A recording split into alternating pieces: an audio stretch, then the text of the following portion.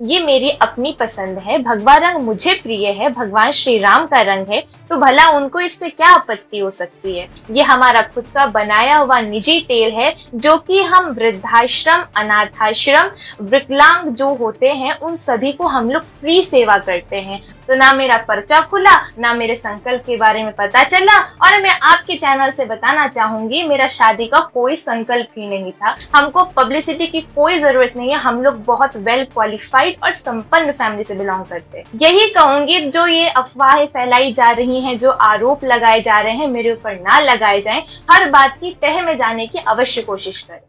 बागेश्वर धाम पीठाधीश्वर से शादी को लेकर शिवरंजनी तिवारी पहुंच गई बागेश्वर धाम, लेकिन अफसोस कि बागेश्वर धाम पीठाधीश्वर धीरेन्द्र कृष्ण शास्त्री वहां मौजूद नहीं है और वो 23 और 24 तारीख के बाद ही वहां आ पाएंगे।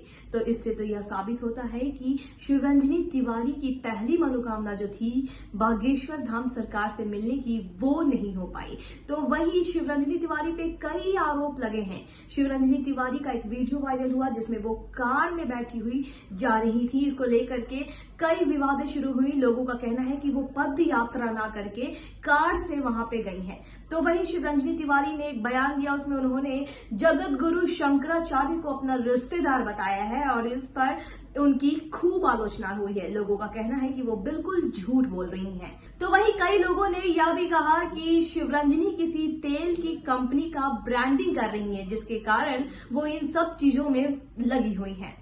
जय श्री राम, जय श्री राधे। मैं हूँ शिवरंजनी तिवारी, यूट्यूब सेलिब्रिटी। कभी तो मेरे घर आना मोरी शारदा भवानी, राधा ने मारे मिस कॉल, तमाम सभी भजनों के हिट सिंगर। जितने भी मेरे ऊपर आरोप लगाए जा रहे हैं, जो भी आरोप हैं, आप मुझसे पूछ सकते हैं, मैं उनके हर सवाल के जवाब देने को तैयार हूँ। पहला आरोप तो आज एक प्रेस कॉन्फ्रेंस में आपके ऊपर लगाया गया है, जगत गुरु के जो मीडिया प्रभारी थे उनके द्वारा, शैलेंद्र जी के द्वारा, कि आप ये भगवा रंग पहनती हैं, जबकि ये संतों और सनातन की निशानी। पूज्य जगत गुरु भगवान के चरणों में मेरा प्रणाम है। जो उन्होंने मुझ पे यह आरोप लगाया है कि ये भगवा वस्त्र केवल साधु संत पहन सकते हैं और ये त्याग की परिभाषा है, तो क्या ऐसा कहीं लिखा हुआ है कि जो ये हमारे भगवान श्री राम जी का रंग है, ये केवल साधु संत ही पहन सकते हैं, कोई कन्या नहीं पहन सकती? जैसे आप सभी लोग ही हैं, आपने भी तो भगवा वस्त्र पहने हुए हैं, तो क्या आप साधु हो गए? और दूसरी बात, ये मेरी अपनी पसंद है, भगवा रंग मुझे प्रिय है, भगवान श्री राम का रंग है, तो भला उनको इससे क्या आपत्ति हो सकती है?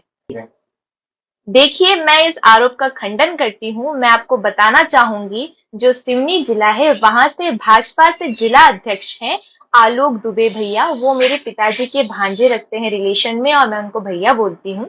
आप जाके अपनी मीडिया से बोलिए, वहां जाके उनसे प्रेस कॉन्फ्रेंस कीजिए, वो रिलेशन बताएंगे।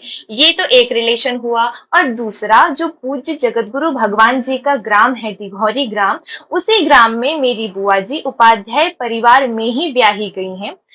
बंडोल में मेरे फूफा जी रहते हैं, संस्कृत के रिटायर्ड प्रोफेसर हैं। उनकी एज होगी 78-80 के आसपास। उनका नाम है तीरथ प्रसाद उपाध्याय जी। आप जाके उनसे भी पता कर सकते हैं। ये तो मैंने 2 ही रिलेशन बताए, ऐसे कई रिलेशन हैं, आप वहां जाके पता कीजिए।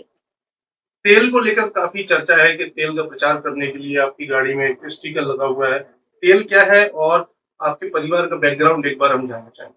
देखिए, अगर तेल का अगर प्रचार का विषय है, तो हर ओपन मार्केट में हम चाहते तो अपना ये जो तेल है उसको उतार सकते थे, लेकिन आप पता कर सकते हैं ओपन मार्केट में ये हमारा तेल अवेलेबल नहीं है। ये हमारा खुद का बनाया हुआ निजी तेल है, जो कि हम वृद्धाश्रम, अनाथाश्रम, विकलांग जो होते हैं उन सभी को हम लोग फ्री सेवा करते हैं।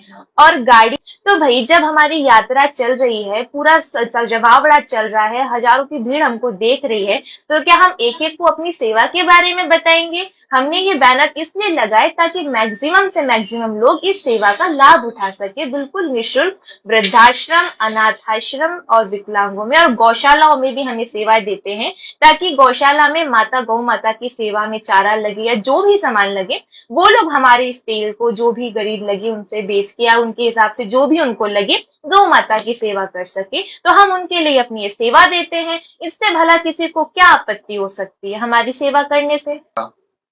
पहली बात तो मुझे अगर ये पब्लिसिटी स्टंट अगर लगता है तो मुझे इस पब्लिसिटी की कोई जरूरत ही नहीं थी, क्योंकि मैं ऑलरेडी 4 साल की उम्र से मैंने भजन करना, भागवत करना, हर प्रकार की धर्म के कार्य करना मैंने स्टार्ट कर दिए थे। और मैं घर घर तक मेरी आवाज पहुंची हुई है। जो हमारे कुंडा के राजा भैया हैं उनके यहाँ पर भी मैंने प्रोग्राम दिया। हम लोग फतेहपुर से जब प्रयागराज रोड में जा रहे थे, उससे उनका कुंडा गांव थोड़ा अंदर पड़ता है, तो उनके गांव में भी जाके मैंने कार्यक्रम दिया है। तो मुझे घर घर तक तो वैसे भी आप लोगों ने पहुंचाया हुआ है।